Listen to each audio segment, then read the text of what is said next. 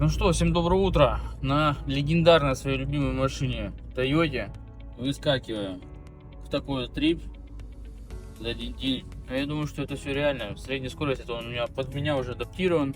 И он пишет, что 16 часов средняя скорость получается 100 км в час. Но это с одним замером. Поэтому успею, не успею, не знаю. Самому любопытно. Столько еще за один день не проезжал. Максимум 1500 проскакивал. Так, нарушаем чуть-чуть. О, важно выскочить прямо через сплошную, а не наискось, потому что наискось это лишение.